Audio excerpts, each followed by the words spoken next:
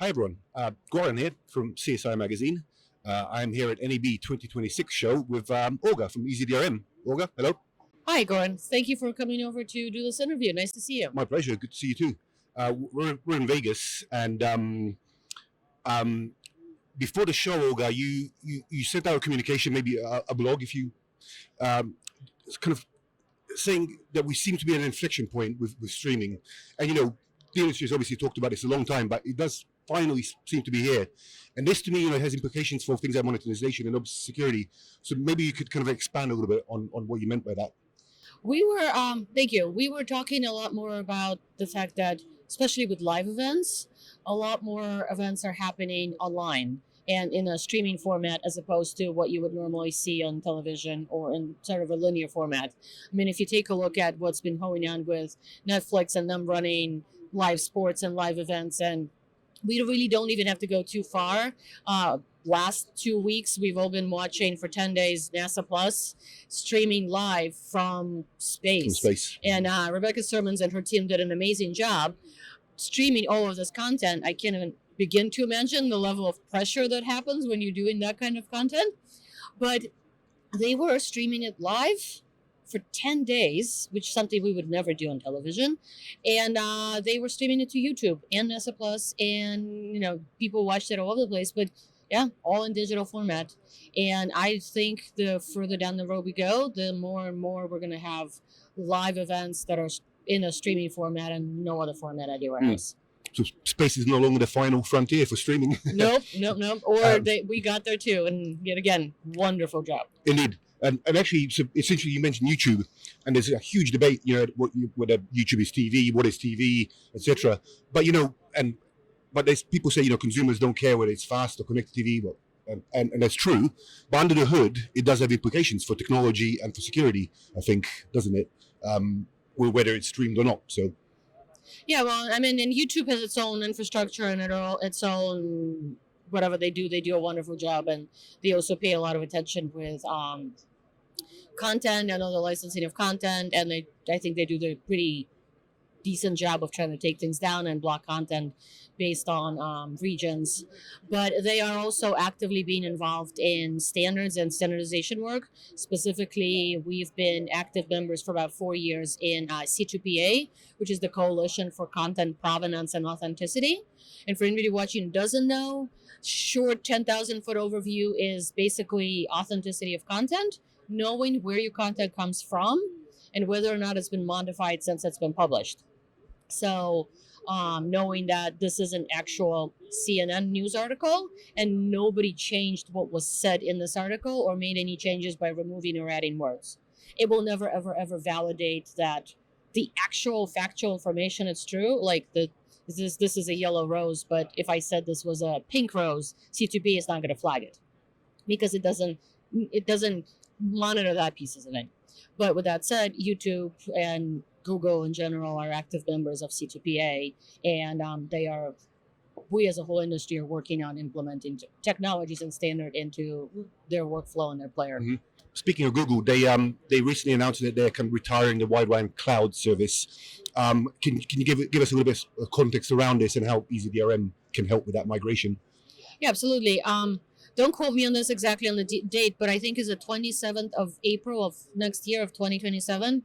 Google is going to retire a Widevine cloud. What that means is you used to be able to go to Widevine, go through their education program, and then use that knowledge and get a certificate and then use their cloud as the license issuing service. That is going to go away, and now you would need to either stand up your own infrastructure by licensing their SDK or come to companies like ours and just migrate your content to point to our infrastructure. We are currently working, as of NAB, we're working on having a very smooth transition process. We can import other people's encryption keys, which would make the process of transitioning over to us much easier.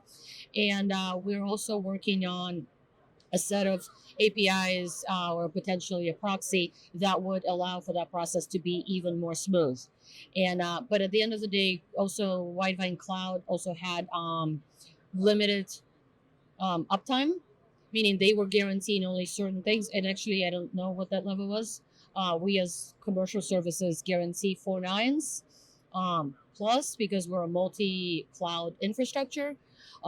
Given the fact that AWS and Linode and Azure only give you 4 nines, I can't legally say that when you combine them all, it becomes 5 nines because I can only guarantee what I'm guaranteed. Mhm. But we do guarantee 4 nines plus on having DRM services for uptime.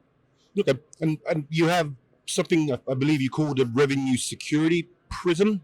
Can you tell us a little bit about that offering and what it does? We have been recently talking about my CMO Steve was talking about came out with a blog idea for a revenue security prism, and the idea behind that is content protection is a strategy, and content protection requires a lot of that strategy should require a lot of parts and bits to it. And sometimes we hear from customers like, well, it's all overwhelming. Where do we do? Where do we start? And the prism, if you go to our site and you actually look at the image, it's going off of, the light going into a prism and going out into multiple colors. Yeah. Thank you, Pink Floyd, for the idea. Yes. But the idea is that one of those shades is DRM. It's usually probably the foundation of content protection in general. And it allows you to set the rules of what you can and cannot do with the content you license or as a rights holder that you license out to other people. But then there's other parts to it. One of the contributors was GeoComply, where they talked about VPN detection and geo-blocking. Those two technologies go hand in hand together. We don't offer them, but we do partner with GeoComply on that. And that's another color in that prism, if you will. And there's a lot of other aspects to this solution. And the idea is that you can layer the pieces that you need into your security stack and into your security strategy, and they all go hand in hand perfectly with one piece of content. Okay, interesting. And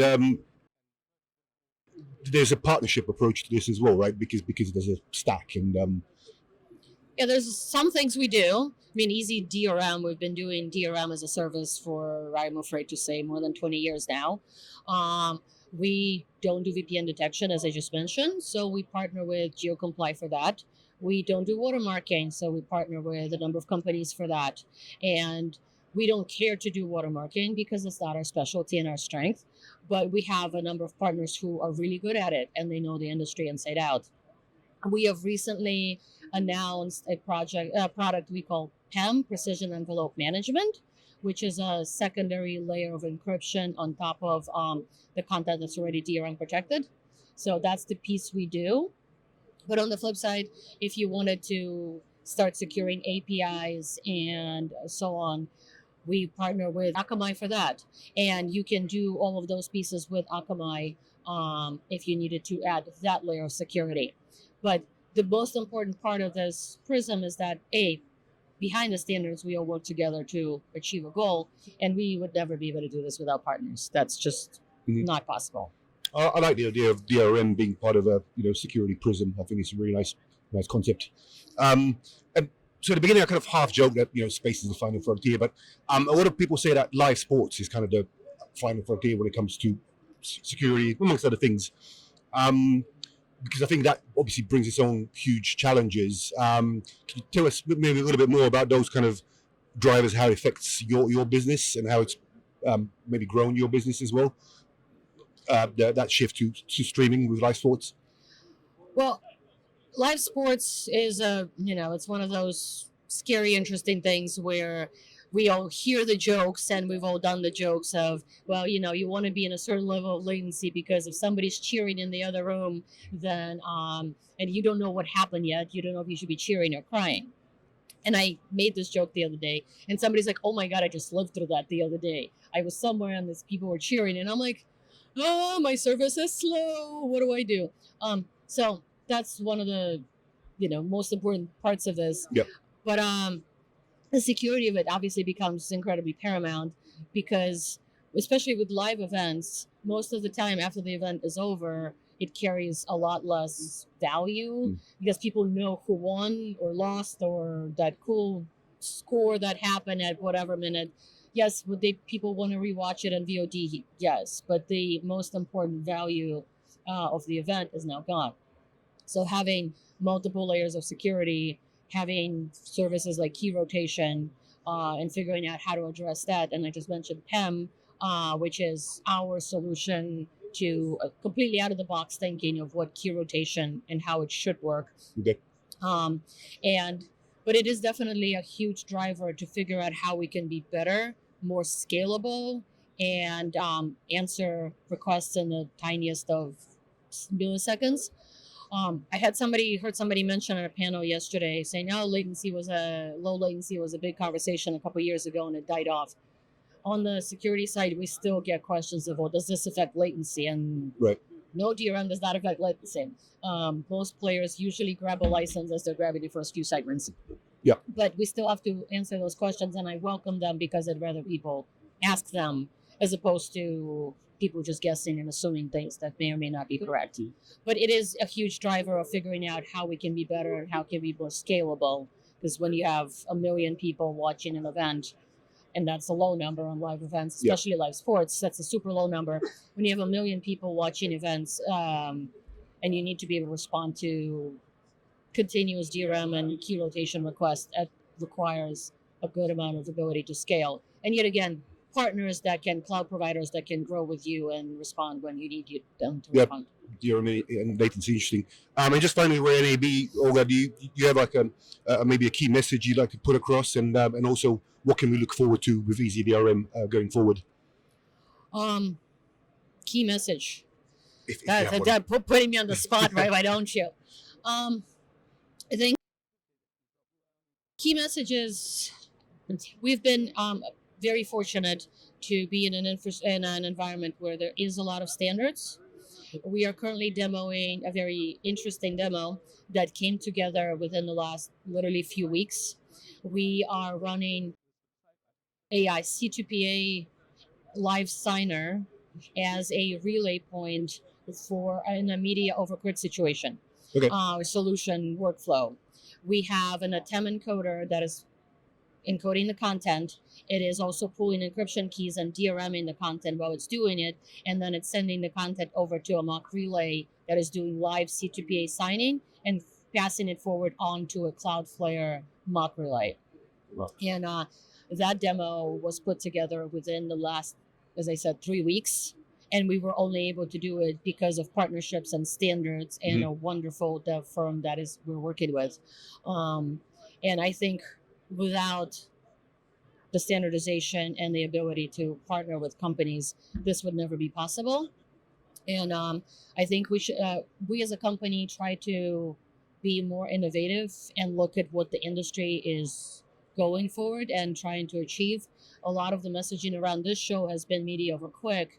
And even though we think that this is a technology for maybe at least a year, if not 2 to 3 down the line, having encryption and having C2PA in an environment that is so, yes, at this point, unsecure or insecure, shows that it is actually a reasonable solution for a media and entertainment workflow. And we are very happy that we can be part of this innovative solution. And that's kind of what we've been as a company striving to do, find cool ways to apply the technology and solve problems. That sounds really good. I look forward to seeing how that evolves. Olga, thank you very much for your time. It was super interesting. Thank you. Thank you so much for having me. And thank you everyone for watching. Until next time, goodbye.